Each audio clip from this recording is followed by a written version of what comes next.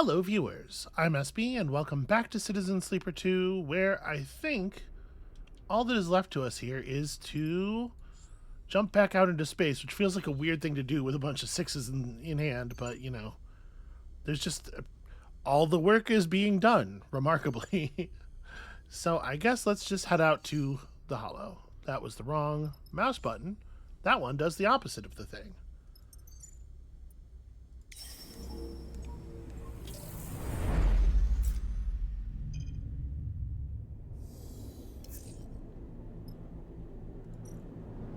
Alright, so first things first.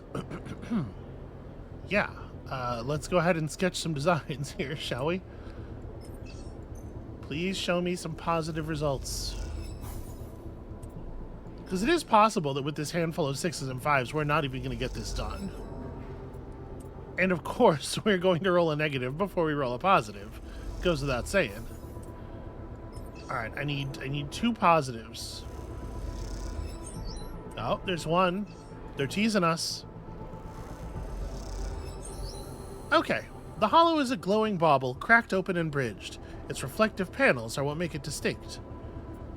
The more you look, the more the complexity the Hollow shows. An intriguing structure. Okay, cool. Good. Now, undoubtedly, we had other things we were supposed to be doing here, right? Kimball needs components, and we have brought those components. First, a powerful array from Holmes Rock to extend the range of the Helion dispatches to the entire belt. There we go. I don't know why that didn't go in the first time. And then some engine components for his unusual jury-rigged transmitter. Listen, I don't care how he's going to use them. The important thing is, here they are. Alright, here we go. Should be a punctuation mark of some kind. What do you mean there was an opportunity to use a period and you didn't? You love periods. You wait in the makeshift Helion Dispatches studio as Kimball tinkers with the array somewhere in the back behind the far wall. It's a humble setup: a stool for Cyrene, a microphone, the transmitter and mixer terminal, and the hard line snaking away towards the array. But there's something pleasing about it all the same. Honestly, that's what's pleasing about it. The crackling sound of fresh welds echoes through the bay from Kimball's concealed position. You hope the array you struggled to extract isn't getting fried as you wait. Oh, you're here. Good. Cyrene rushes in, holding a small dark rectangle in her hand. You will not believe what we have on here. She looks around the bay. Where's Kimball? He's installing the array. You mean, we're going back on air? Before you can answer, she leaps forward, grabbing you in a surprisingly firm hug.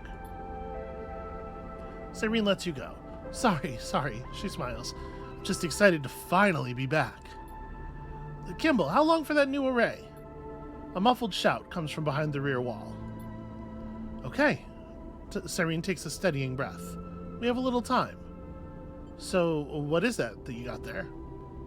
The broadcast is from Erlin's Eye. Cyrene's eyes flash.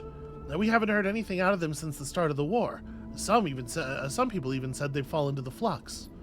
But something's happening there. Something's growing. This report says some protocol has taken over the station and become its protector. Conway drones can't get close. Senate stats giving it a wide berth. Okay, so we're getting a little bit of a canon ending to the previous game here. They're right in the middle of the war. Conway on the starward side, Senate stat on the sunward, and they're resisting. We have to tell everyone in the belt about this. We have to get the word out. If the eye can be held, well, maybe we can hold out too. Cyrene looks at the drive in her hand. Either way, people need to know. There's a sudden clunk, a few percussive shouts from Kimball, and then a flickering of lights all across the bay as the transmitter and array begin powering up. You and Cyrene watch as the Helion Dispatches studio comes to life, ready to broadcast once more. Not bad, Cyrene leans on your shoulder.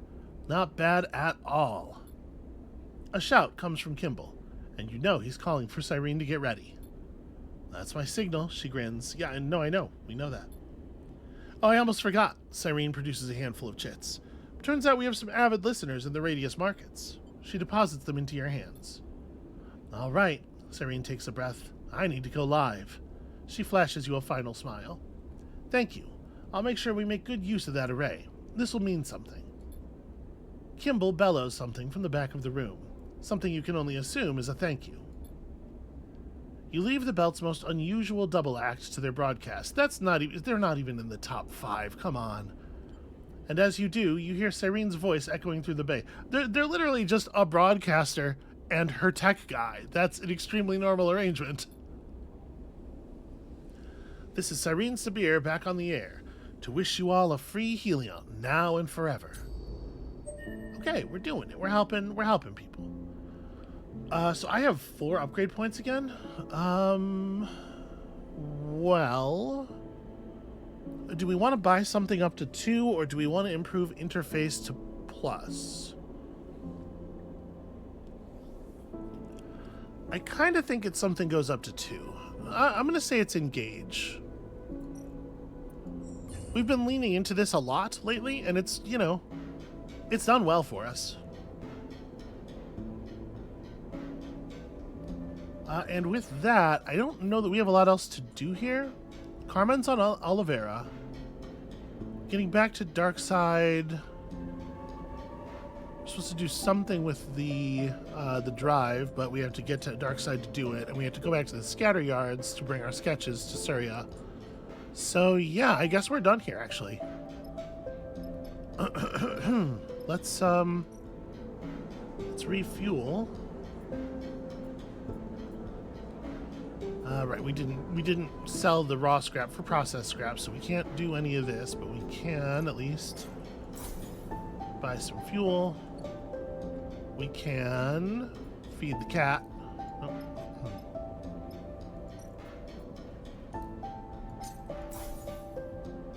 Still waits until we're outside the room to come eat. Fair enough. Fair enough, we'll get there. Okay, resupply, and then... yeah, get gone. We are not even kind of hurting on credits yet, so... This return to the scatter yards is almost entirely a, low-value cosmetic move, so it's not something that we're, super... not something that's super important to do.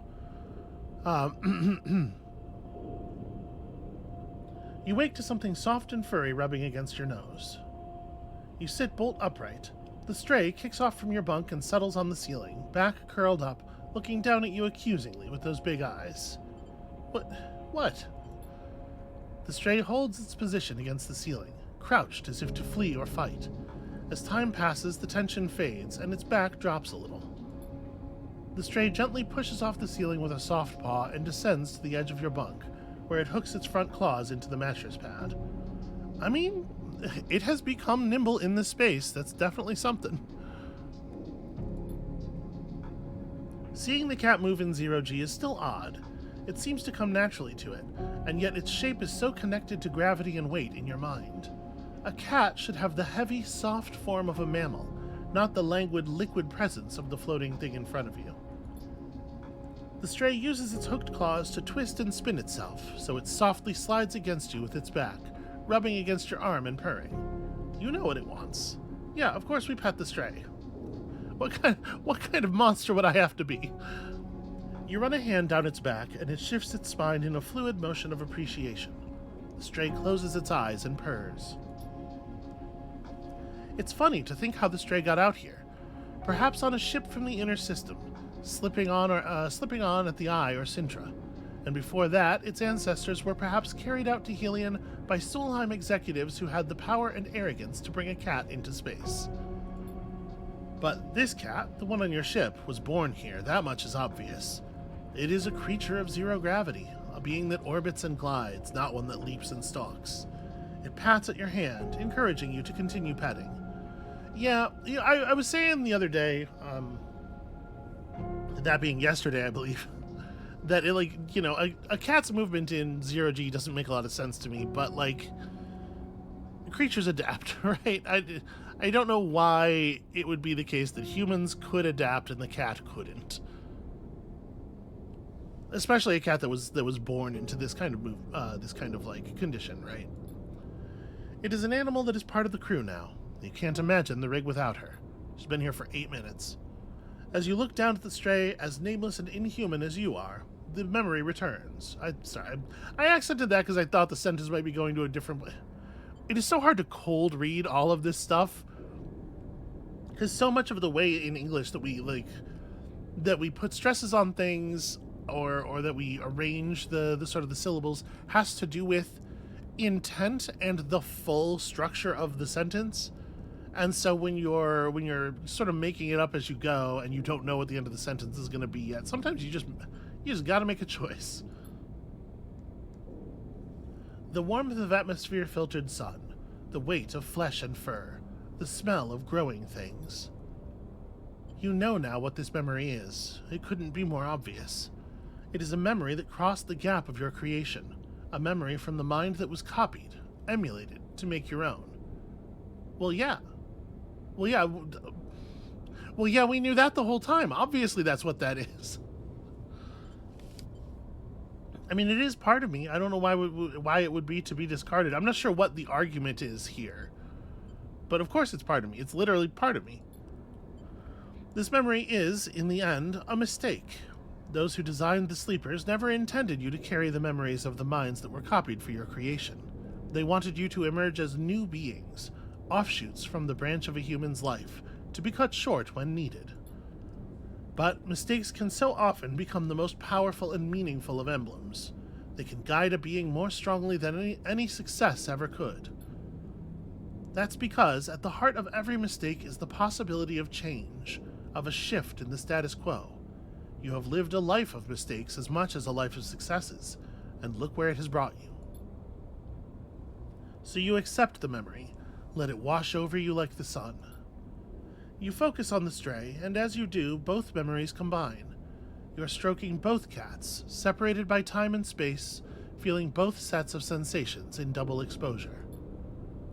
This doubling is what defines you. You are multiple, branched, diverse. You make no apologies for this, and you know that you will only accumulate more selves, more variants, as you persist. You claim the mistake, and the possibility it offers you. You settle in your berth, delaying the moment of waking, of greeting the cycle, a little longer, sharing an unspoken solidarity with the stray that is more expansive than any words could capture. "Sleeper!" Surya booms as he meets you inside his yard. "Oh, I couldn't be happier to see you. Tell me, did you find inspiration out there in our belt?" "Yeah, I did."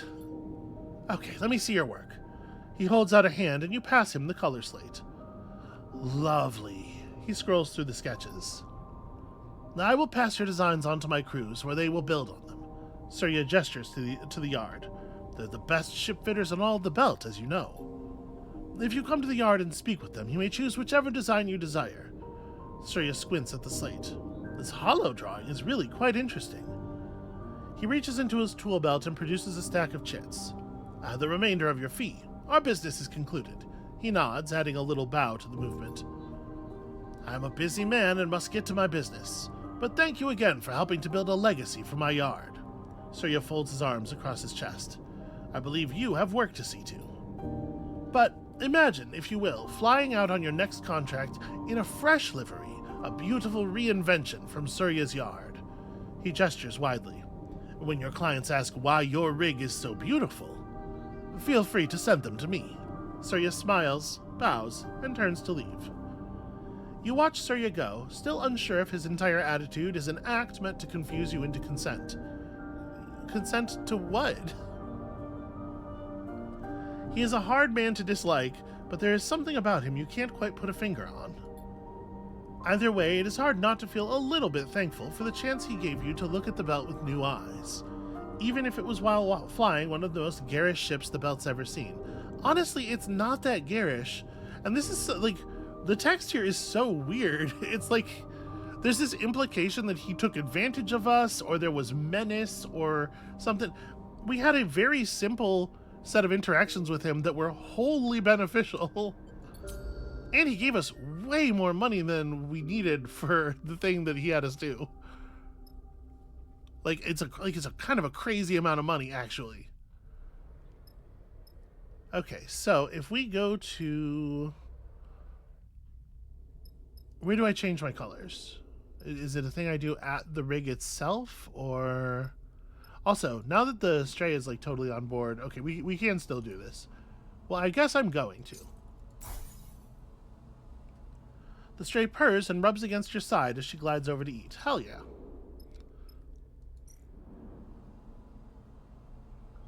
Okay, this is still the same. Still the same, and still the same. I would expect that you would repaint at Surya's yard. This is Marco's stuff.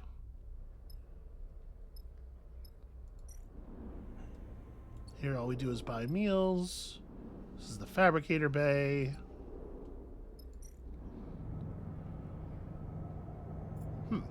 Well, let's go ahead and refill on everything. Am I missing a node? I am missing a node. That's right. Surya's ship is like way the fuck up here. So... I mean, I do want to see the paint job from the holo. Reflective panels in pale colors means a bright and elegant look. A little too clean for Surya's taste. To the point where he tries to reject my cryo.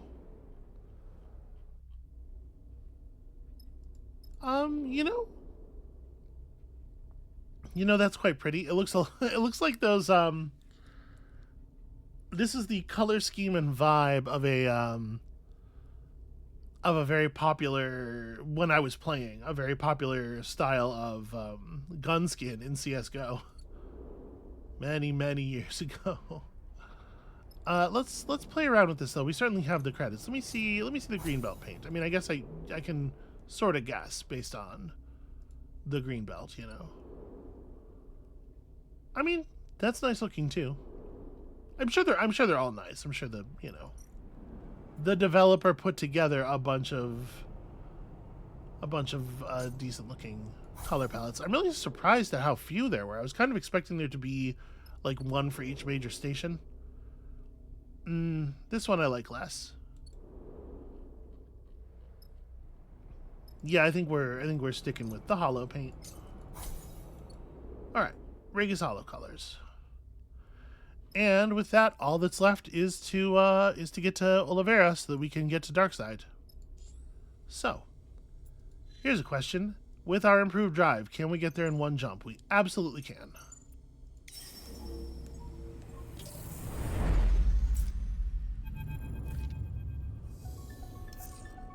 You find Olivera exactly where Ankita said it would be, a ragged colony nestled in a crater on one of the biggest rocks of the shoals.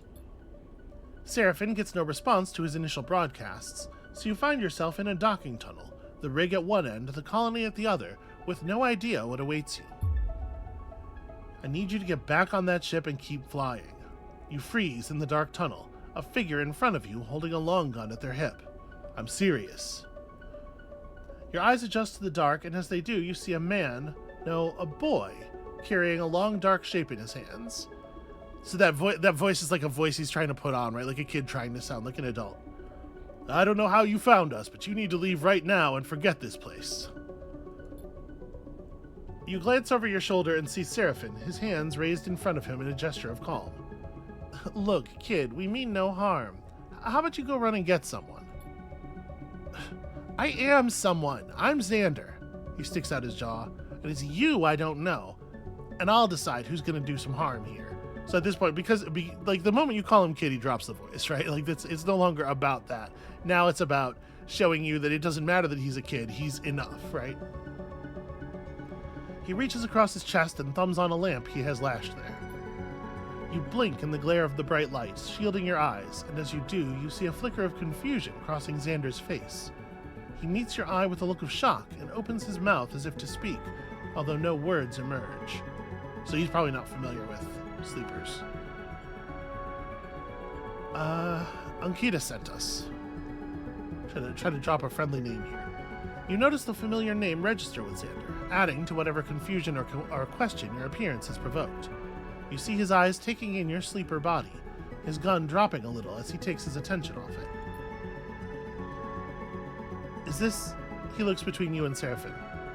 Are you here for Flint? He pulls the gun closer to himself. I'll be honest, kid, we have no idea who you're talking about. Seraphin allows himself to drift a little forward. So, how about you drop the gun and we can talk like adults? Seraphin, that's still it's a little condescending. As Seraphin floats past you, he gives you a look that makes you nervous. Look, we're just here to deliver something. Xander? The voice echoes along the docking bridge. Xander, what are you doing? A figure appears at the end of the bridge behind him, a young woman clearly older than the boy in front of you. I found these two trying to sneak in, Cadence. Xander keeps his eyes on you and Seraphin as he speaks. Saboteurs, maybe? Was about to send them on their way. Xander grins. I assure you we are not saboteurs, miss. Seraphin smiles at Cadence. Cadence sighs and glides towards Xander. Well, stop messing around with that welder. She snatches the gun out of Xander's hands, and as she does, both you and Seraphin reflexively flinch. Cadence looks at the two of you with a raised eyebrow and turns the gun so you can see it better. You notice the fuel tank and welding muzzle. It probably has an effective range of less than half a foot. How would we not know what a welder looks like? Like, my whole thing has been cutting and repairing ship plates since before the escape. How would I be confused by the appearance of a welder, even if it's kind of an unusual welder? Seraphin looks at Xander and rolls his eyes. Seriously? Cadence lowers the welder to her side and turns to Xander. Now's not the time. We just got an emergency broadcast from Carmen and Flint. Something's happened. Xander's attitude changes immediately. He turns to face Cadence, putting his back to you, as if you had just disappeared completely. What do you mean something's happened? I don't know. They went quiet in the shoals. All we got was a distress signal. Cadence raises her hands reassuringly. Now, don't get excited. They probably just had a technical fault on the ship. But we should check in anyway. We have to get them! Xander grabs the welder back and slings it over his shoulder. In what, Xander? Cadence sighs. They took our only functioning ship. The tender tide's still in pieces in the hangar. Gee, what a fortuitous coincidence. Seraphin gives you a nudge and nods toward Cadence and Xander. This is your chance. Well, I mean, we have a ship. Xander wheels around in the tunnel, squinting at you in thought. Seraphin moves past you, approaching them. We need to see Carmen, and it seems like Carmen needs our help. He looks between the two of them. So, how about we stop messing around in this dingy tunnel and go get your friend? Xander turns back to Cadence. Them? Really? He rolls his eyes. We're not the only people on Olivera. There must be other ships. You want to go looking? They're here now. Cadence looks at Seraphin. And they're generously offering to help. She smiles sheepishly. I don't know if that's a situation for that. Fine, Xander folds his arms. But I'm coming with you. Yeah, fine by us. Seraphin shakes his head and looks at you. Come on, then.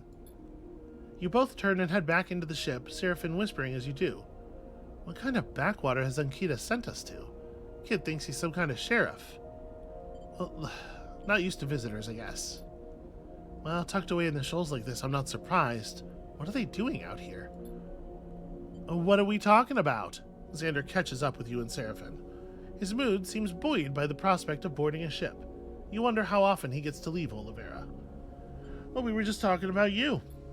Seraphin snickers. Xander looks genuinely hurt for a second. Wait up. You turn back to see Cadence gliding up the tunnel. I changed my mind. I'm coming too. Just give me a minute to grab some supplies. She glances at Xander. Just in case. Seraphin cuts in. Yeah, I'll give you a hand. That all right, Sleeper? We'll be there in a sec. Okay, dude. Take it easy. He looks at you. We don't see a lot of eligible young women out here, I guess. You pause, but Seraphin doesn't seem to be waiting for confirmation as he and Cadence head back into the dock. You're slightly thrown off by his eagerness to be helpful. Not really. This is the first time you've actually seen him be welcoming to anyone coming on board the rig. When you get to the cockpit, you notice Xander looking wide-eyed at the consoles and switches. Cool ship, he grins. After a short wait, Cadence and Seraphin come back into the cockpit. All loaded up, Seraphin pats Xander on the shoulder. You might want to strap in there, kid. Xander and Cadence find a place to settle as Seraphin buckles himself into the flight seat. All right, he turns to Xander. Show us where to go. Hopefully it's not a place that's very far away, because we do not have a lot of fuel left. You head out into the shoals, the thick debris field that surrounds Olivera. What's happening in here, Sleeper? Bliss pokes their head into the cockpit as Seraphine brings the ship in towards the signal coordinates Xander gave him. You look around the cockpit. Xander is tapping at the co-pilot console mounted in front of his seat in a haphazard way, while Cadence is asking Seraphine about how the rig works. Surprisingly, Seraphine is responding with patience and care. Just some guests. Bliss glances at Xander as Seraphine reaches over and shuts off his console without looking. Isn't he a bit young for this? Bliss turns back to you. Look, Junie's working on the ship's wiring and won't respond to my messages. She's probably in the walls somewhere, hooked up to the main line. They smile a weak smile. But I'm here, so how about you tell me what we're doing out in the middle of nowhere? Quiet! Seraphine's voice cuts through the chatter. Is that...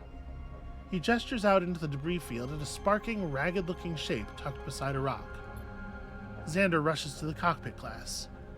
Carmen! A moment of tense silence grips the room. Yeah, that's his ship. You and Bliss exchange concerned glances. Well, this isn't good. I'll bring her in. Seraphine's eyes are fixed on the wreck of the crumpled ship now. We don't know anything yet, so everyone just calm down.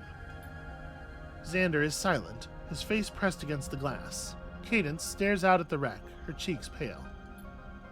No one speaks until the rig is brought to a stop. Alright, now we're going out there and we'll have a poke around. Seraphine looks between Cadence and Xander. We verify the ship, we recover the crew. Seraphine gives you and Bliss a nod, and you both push off and glide toward the back of the cockpit. Suddenly, Xander pushes off from the window and glides with you out of the cockpit. I'm coming too. You need someone to identify the ship. To identify... He stops and takes a breath. Oh, I don't know if that's a good idea. Are you sure you want to do that? I'm sure. Xander gets the words out and then pushes on ahead towards the airlock. You follow behind, ready to suit up and investigate the wreck. I don't like that plan at all, actually.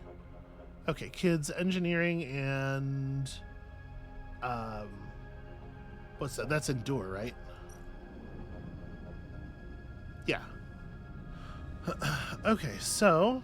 If you want to have any hope of recovering Carmen and Flint, dead or alive, you'll need to start at the wreck and work your way out. So we got an Intuit and an Endure here. Let's go ahead and throw Bliss's 5 on this Intuit. A crippled ship, holes torn in its hull, and a missing crew. With some thought and careful assessment, perhaps this wreck tells a story. The marks on the ship's hull are surrounded by dark streaks. Yeah, this is no accident. That's weapon fire. Well, we certainly have some dice to throw at this. The simplest way to find out what happened is a full search of the gutted ship, but that's no easy task when part of it's been blasted to debris. The search reveals railgun slugs embedded in the interior structure of the ship. Who did this? Unfortunately, Xander's only neutral at Endure, so his 3 is still not very good here. But it's fine. I'll do most of the work. Alright, show me positive one more time. Okay, not bad. And then we might just leave it there for the first day. Search turns up cargo. Crates of supplies blasted open. Were they carrying food? Let's go ahead and just rest off of that, I think. Well, no, I'm going to go ahead and put in my 2. What am I thinking? A 4 is plenty for a risky. Yeah, not bad. You have a sense of what happened here. It's time for a difficult conversation. The search of Carmen's gutted ship has impacted the mood in the rig. As more and more evidence of an attack has appeared, the quieter Xander has got, and the more Cadence has retreated into the bunks. That's okay. There's a lot of just basic grammar construction stuff in the writing in this game that's just a little weird. It's just it's just a little first draft, you know? Now, with the search complete, you're gathered in the cockpit to discuss what's been found. Come on, Cadence floats by the door, hugging herself against the cold. Just tell us already. Xander is perched on the back of one of the seats, flicking at some hinged container he found in the wreck. Open and closed. Open and closed. I don't think that there's any reason to talk around this stuff, and I think that they will both perceive talking around it, quote unquote, carefully as kind of an insult, right? As suggesting that they're not able to handle the truth. So you tell them how it is. The ship was attacked with live weapons fire. They attempted to flee and burnt out their drive. The ship slammed into the debris field and came to rest here, crumpled and crushed. There are no bodies, which is, sort of a double-edged. At the mention of that word, bodies, a shudder runs through those assembled. So then they're here, somewhere. Xander has a steely look in his eyes. And we find them, whatever state they're in. He looks at Cadence. She nods back at him. Xander's right. We aren't leaving them out here. Carmen made Olivera what it is. He saved us. We won't come back without him. He would do the same for us. Well, based on the damage to the ship, Seraphin begins. Yeah, they're almost certainly dead. We get it. Xander cuts him off. But there are debris trails leading away from the ship. I've seen them. There are. Seraphin holds his hands out in a calming manner. But those could be from secondary explosions or depressurization. We pick the wrong trail, it could lead us in circles, cycle after cycle. Then I guess we better pick the right one. Cadence has Xander's steely look now, too. She stares directly at Seraphin, challenging him to answer back. He sighs. Okay, then that's what we'll do. He looks at you with resignation. Whatever happened here, you won't be leaving until you see its end. Okay, so we just got a bunch of trails. Well, not even that many. Are they all the same kinds of tracks? The Starward Trail is Endure and Interface. The Rimward Trail is all... Yeah, okay, so they're all going to be Endure and Interface. Well, okay. I mean, we're well suited for that. Unfortunately, the Endure checks are on danger, so I do not think it's a good idea to put Xander's 2 in there.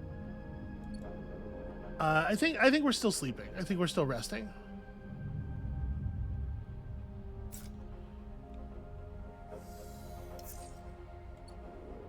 Okay, those are better rolls. Well, from them anyway.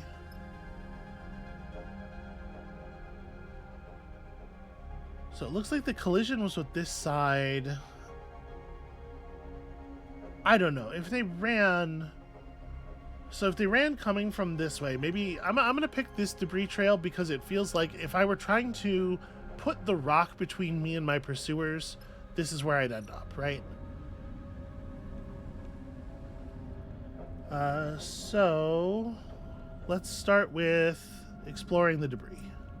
There's only so much you can see from scans. Sometimes you have to explore the debris and pick up the trail from the patterns. Piece by piece, a picture starts to take shape, but it doesn't seem to lead anywhere. Is this the right trail? I think I'll put my 3 in as well. Let's hope a neutral's not too bad. Or maybe we'll never even find out. Bam. The story the debris tells is clear. This is a dead end. The crew went elsewhere. This isn't leading us anywhere, Sleeper. Bliss's voice comes over the comms. I'm sorry, we have to call it. You look out at the scattered debris gleaming in the sunlight. Bliss is right. This trail's going nowhere. If Carmen and Flint did head out from the ship this way, there's no way you'll find them. And if they didn't... Look, there are still more places to look. Bliss interrupts your thoughts. We won't give up on them yet. You think of Xander and Cadence and how they must feel right now. The search must continue. Alright, well, arbitrarily we will just pick this one next. It is the nearest to my cursor.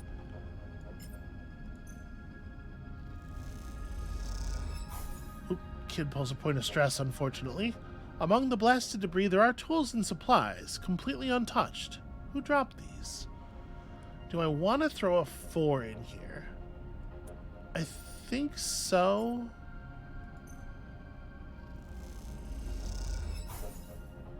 Okay, that's not ideal. I'm going to throw one of Bliss's 4s in here too. If Bliss gets neutral or negative, we'll probably put the other one into map. Because I don't want to overstress my crew, obviously, but... Okay, we could have pulled a positive there. You know, it might have happened. Alright, let's just... A 4 in the risky box, obviously. A lot safer. And hey, we still got 2 pluses. As the map starts to take shape, something seems off. Is this the right trail? Probably not, huh? I do think we are probably, at this point, just going to go ahead and bounce.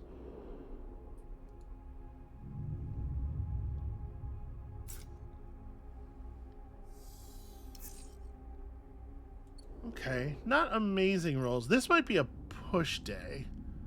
Although also, my rolls are so good that we could probably rely on some of that first. Let's see what we got here. The trail's dead, Sleeper. Seraphin sighs over the comms. It's going nowhere. You have to agree. Picking through the debris has been nothing but an exercise in futility.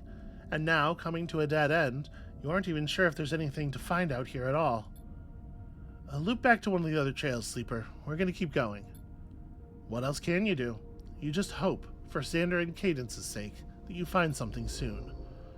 I do wonder if this is a thing where, like, you always have to do all 3 trails. It may well be the case that there's nothing to find out here, right? Yeah, let's start with all of my 6s. And then hopefully we have the appropriate dice for whatever comes next on our crew.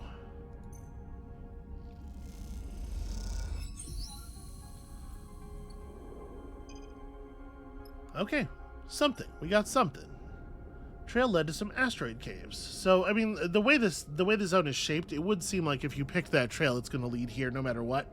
So maybe I did just do it in the worst possible order. And more endure and into it this time.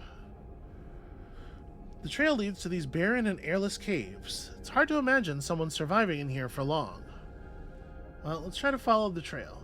The caves are dark and winding, but with a sharp eye, it's possible to spot a glinting shard of debris. Trail must lead somewhere. So I'm going to go ahead and push. Because if we're going to do it, we may as well do it when it's going to turn every die into a 6. And let's start following. A bit of luck and some careful exploration mean good progress. They're close. And then forget the trail. If the caves are searched comprehensively, anyone in here will be found. We're just gonna look absolutely everywhere. The structure of the caves is becoming more obvious, as are the smaller passages that might have made the perfect safe haven.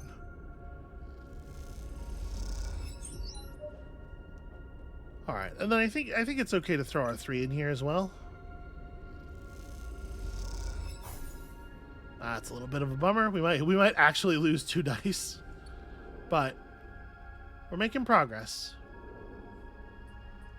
And the most important thing, especially once you get your stress up into damage territory, is just to go fast, right? Hey, no 1s. Well, no 1s for me. Am I going to push again? No, we only need 1 more successful, we only need 1 more good hit here. Let's just go ahead and spend the 6 and take it. There's a light in the dark flickering. There's a light in the dark, flickering, fading. When the Starward Trail led to the caves, a little hope was kindled in the hearts of the crew. But after plumbing the depths of these dark passages, that hope seemed snuffed out. Xander has struggled on in silence, only speaking to update Cadence on the lack of news via the cockpit comms link. But he speaks now, quietly at first, and then with increasing urgency. A light. Sleeper, I see a light! And with that, he kicks off hard from the wall and darts down a dark tunnel with reckless speed. You follow, but the tunnels are winding, and you quickly lose Xander around a corner. You kick off from the same wall, trying to close the gap. But when you come around that same corner, you can't find Xander anywhere. And then you see it through a thin slit in the cave wall, a flickering, fading light. You cross over to it and see scratches and chunks scraped out of the rock. Someone has dragged something through here. I think push through is definitely the most in character thing, right? Especially with us having pushed engage up to ++. You push away some of the floating rock and squeeze yourself into the gap. As you do, you watch the light pulsing inside the cave, setting the cracks and shapes of the rock in sharp relief. You search those shadows for something recognizable, but the light source remains out of sight. And then you're through. You steady yourself against the wall and look toward the light. There, beside a fading emergency lamp, floats a body, its head instantly striking you as strange and misshapen. You know immediately this must be Carmen. His head is shrouded in an emergency helmet, inflated around him like a balloon, while an oxygen canister floats nearby, attached by a tube. His eyes are closed, his body still. You try to settle your gaze on his chest to see the telltale rise and fall. And then the light catches something else, something broken and skeletal nearby. A face with bright eyes watching you. A sleeper. Another sleeper. They watch you with lit irises, one's just like yours. Their torn face reveals no emotion. They pose, crouched, coiled even, like a spring ready to strike. You're both frozen, unsure, afraid. Nothing moves. Your eyes trace the damage to their suit, to their body. They look broken, worn down, and you wonder if this is how you look to others. If they flinch when they see you, as you feel the need to now. Again, I'm getting steered off of correct readings here by the terrible use of punctuation throughout. Carmen! Xander's panicked voice cuts through the silence. He rushes forward to the floating body, and as he does, the other sleeper pulls away from the wall like a statue coming to life. For a moment, you go to intervene, to save Xander from this skeletal figure, because you, in the scene, don't have the text here that tells you what's up. But the sleeper falls on Xander to embrace him, and Xander returns the hug. You float, stunned, watching as Xander begins to carry Carmen's body from the cave with Flint, the sleeper, guiding him. Carmen's stable. Cadence comes out from the room that has become a makeshift medbay. She looks between you and Seraphim. Thanks to you. We need a makeshift medbay? Does our ship not have a medbay? Shouldn't it, have to? Because, what if somebody got injured on the... Any kind of long haul ship is kind of gotta have a space where you put an injured person, right? And Flint? Cadence pauses, choosing her answer carefully. Flint is in there with Carmen. They seem to be functional, if that's what you mean. We should head back to Olivera, Seraphim cuts in. He places a hand on your shoulder and steers you away toward the cockpit. Once you're out of earshot, Seraphim turns to you. Did you know Flint was a sleeper? No, I did not. There was no hint of that in the dialogue at all. Not that there would need to be or anything. And I definitely misread Xander's reaction to us at the beginning of the upon our first meeting. Seraphim nods. I don't want to be suspicious. I was just surprised, that's all. Seraphim glances back toward the medbay. They look different. What do you mean? I don't know, he sighs. Just something I wish they'd mentioned. I'll go get her started up. He pats you on the shoulder and heads to the cockpit. Let's just keep an eye on them, okay? He leaves you floating in the corridor, unsure what to think. Flint is the first sleeper you've met since you escaped the program, and at this point, those memories are little more than fragments and fictions. As the rumble of the drive runs through the ship, you can't help but feel a little concerned for what this might mean. I'm feeling like Seraphim is maybe a little prejudiced against sleepers and just thinks I'm one of the good ones. It's a little concerning. You're left alone with Xander and Seraphim in the docks while Carmen is carefully carried from the rig by Flint, guided away into one of Olivera's many tunnels and passages. Okay, I believe you. Xander shrugs his shoulders. Seraphim raises an eyebrow. Believe us how? That you aren't saboteurs. He shoots you a sheepish grin. Although, you never know. Yeah, I appreciate that, kid. No problem. He nods to you with the kind of seriousness that only children possess. Tell me, kid. Seraphin folds his arms. Why are you so protective of this place? I mean, no offense, but who'd want to sabotage a tin pot colony in the middle of the shoals? Xander bristles at the comment, but controls his anger. You don't get it. Olivera is a refuge. Why do you think we're hiding all the way out here?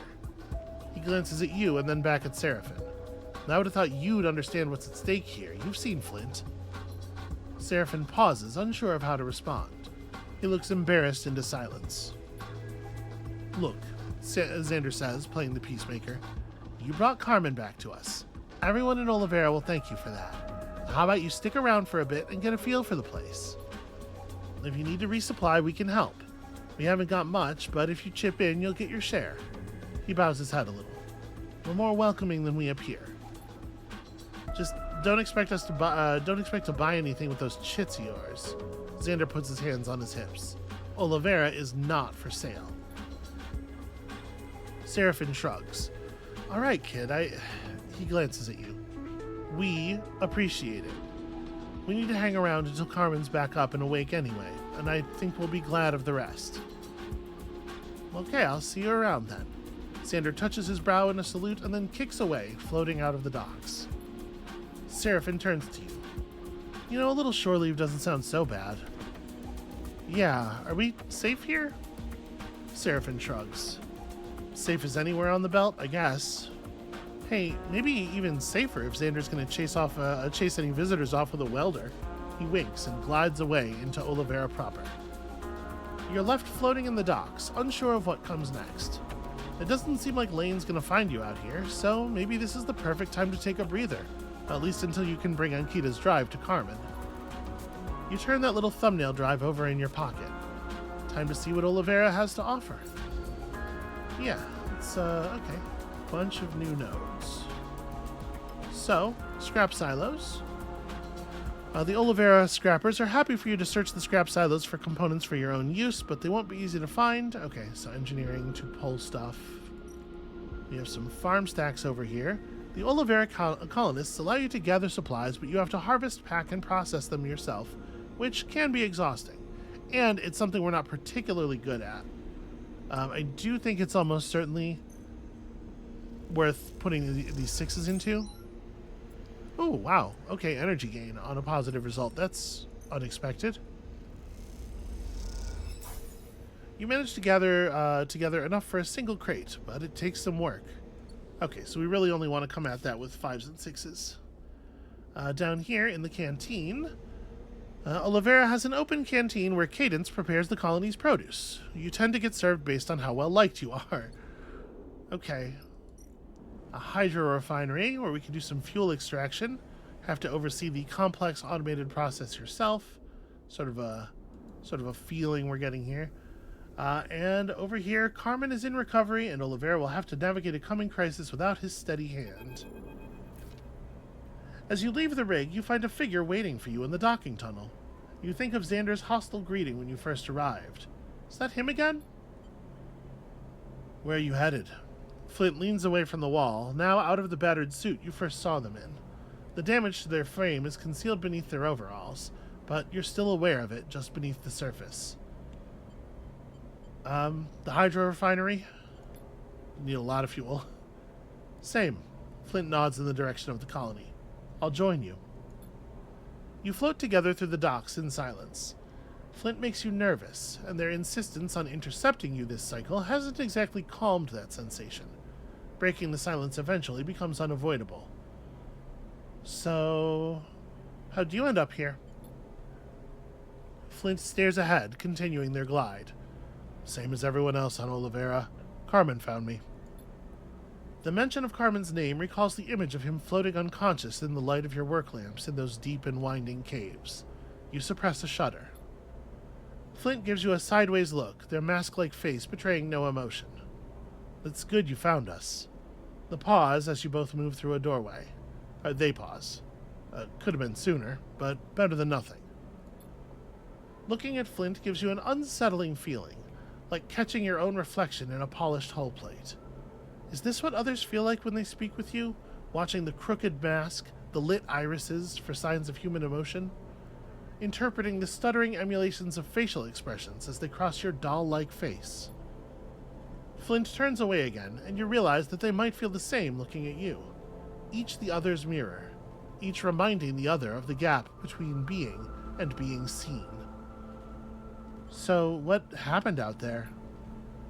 Flint pauses. I made a mistake, one I won't make again.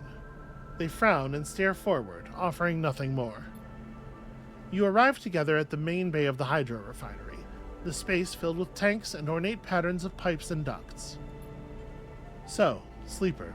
Flint's face curls in amusement as he uses the mononym everyone refers to you by. Olivera asks all of those at harbors to contribute to the colony. Show me what you can do. Okay, I'm kind of alright at interface. Sometimes. You and Flint join the huddled workers as they assign roles, each person given a task in the process of refining gas and liquid into usable fuel. Diverting the runoff, monitoring the electrolyzer, feeding the system.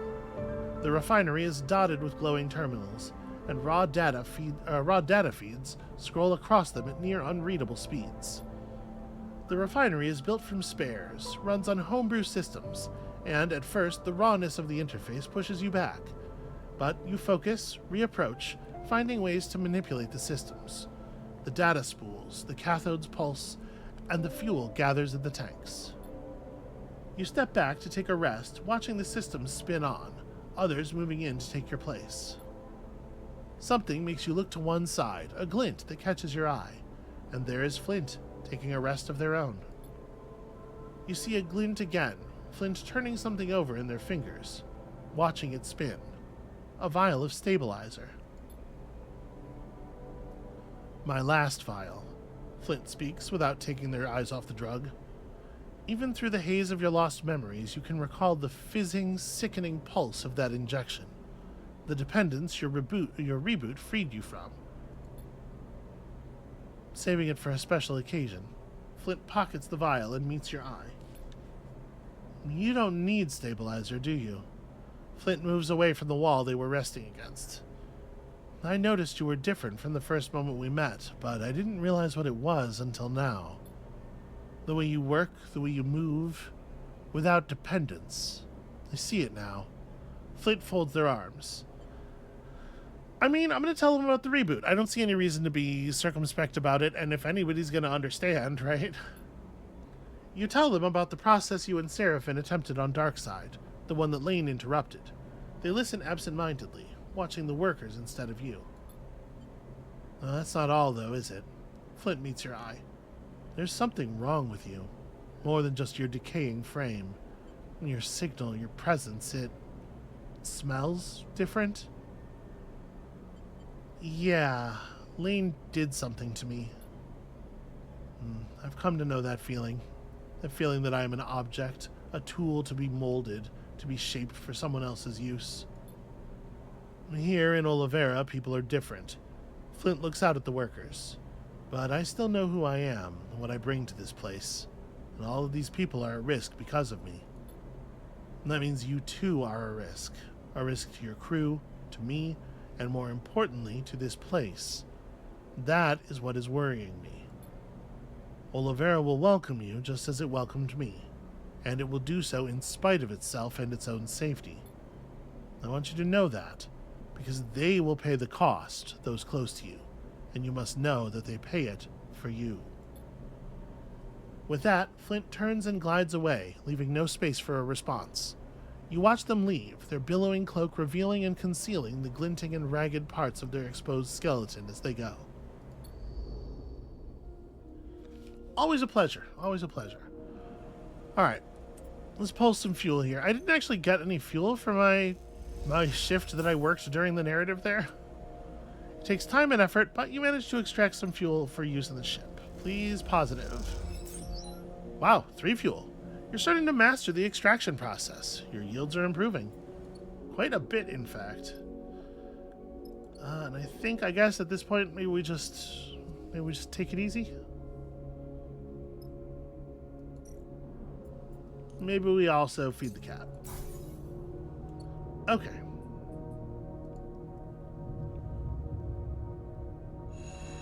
Something is about to go down. The sound of raised voices echoes through the tunnel. Following them, you find yourself at the entrance to the clinic, where Flint and Xander are locked in a bitter argument. I won't take you out there, Flint, Xander is pleading with the sleeper. I mean, look what happened to Carmen. They'll kill you. What happened to Carmen is exactly why I have to go. They will find me here. And when that happens... You know, the whole colony can hear you two. Seraphine comes out of the clinic with Cadence. You trying to wake up Carmen? You see Seraphine clock you standing in the passageway. Your eyes meet and Seraphine looks away. Neither of you have seen each other since you brought Carmen back to Olivera. Yeah, he's, busy. I'm trying to make sure what happened to Carmen doesn't happen to anyone else. Flint folds their arms. I'm the reason he's like he is, and that means it's on me to fix it. What are you talking about? You catch Flint off guard. They hadn't seen you waiting in the passageway. S and ARP came for me. That's what happened out in the debris field. And you know what that means. S and ARP, the company that created you, the company you escaped. The idea of them bearing down on this place sets your nerves on edge. You have long since slipped their grasp. Lane disabled your tracker in exchange for unwavering service, a gift that became a trap. But Flint is still on the run, and if SNR attacked Carmen's ship, well, they can't be far away. You look at Flint and see the fear in their eyes. Your tracker's still active. Olivera is shrouded. Flint looks toward the center of the colony. You know, Carmen managed to get hold of a signal shroud and set it up here. He wanted to keep everyone safe. There's no way SNR can track me here. Wait, am I missing something? Seraphine interrupts. If they can't find you here, what's the problem? Well, it's not just about the tracker. That hunter found me in the debris field. They know I escaped. It's only a matter of time before their search brings them here. Silence falls on the group as the inevitability of the problem sets in. Xander looks distraught. You can't, Flint, Xander says in a quiet voice. They'll kill you. Seraphine glances at you and Flint in turn, and you see his mind working on a solution. He looks away, frowning. I'm sorry, Xander. This is how it is. Flint looks dejected. Unless we get them first. Seraphine smiles an impish smile. Seraphine, what are you thinking? Cadence speaks up for the first time. Well, we know there's a hunter out there scouring the shoals, and we know they're looking for you, Flint. That means we have the upper hand. We don't need to bring them here. We could bring them anywhere we want. Seraphine looks around at the group. So we get set, we prepare a little surprise, and then we wait. Flint is already shaking their head. Well, the hunter could arrive here at any moment. We don't have time for this. If I had a ship, I would have left already. Well, then we move you now. We can take you somewhere we can prepare, and we work hard and fast to get an ambush set. When the hunter comes, we spring the trap. Yeah, what kind of trap are we talking about here, Seraphine? Okay, that we still have to figure out, Seraphine admits. But you have to admit it beats going out to die without a plan. He shoots Flint a look. And hey, if we fail, the outcome will just be the same anyway. Flint doesn't respond immediately. You can see them thinking it through, considering their options. I'm coming. Xander has a determined look on his face. We're doing this, and I'm coming. Look, kid, I appreciate your enthusiasm, but this is the real thing. A bounty hunter is not going to... Stop patronizing me, Xander cuts him off. I know the shoals. You need me out there. The conversation suddenly devolves into many small arguments. The location, who should go, how to approach the ambush, and the noise grows. The old Solheim manufactory. Cadence's voice rises clear and precise through the noise. That's where you do it. It's on a rock far enough from here, and it's a real labyrinth. You can lead the hunter there and get them lost inside. Cadence's eyes are bright and determined. The place is full of old machines and ordnance, and we've been afraid to scavenge any of it. It's so unstable. You notice Seraphine watching Cadence speak, clearly impressed by this sudden shift toward decisive action. We could bring the whole place down on their head. Xander picks up Cadence's thread. I know the manufactory. This is a good idea. You look between those gathered. Seraphine, stubborn and protective, Cadence's sharp eyes, Xander's relentless desire to get involved, and Flint, a sleeper like you, a sleeper in need of an escape. Carmen was building something here, a shrouded haven, a place that needs protecting. He may be unconscious behind those doors, floating amongst the wires and tubes of the clinic, but something of him is here, in this group, making a plan of resistance. Flint's eyes meet yours, and you know what has to be done. The rig will leave Olivera this cycle. You have a hunter to trap. Okay, yeah, that sounds like a really good plan. Not for today, obviously, but you know, sounds like a really good way to make sure somebody dies, and who knows, maybe it won't even be me. So that's going to be it for us for today. Thank you all so much for watching. When you come back next time, we have a trap to set, and we'll see you then.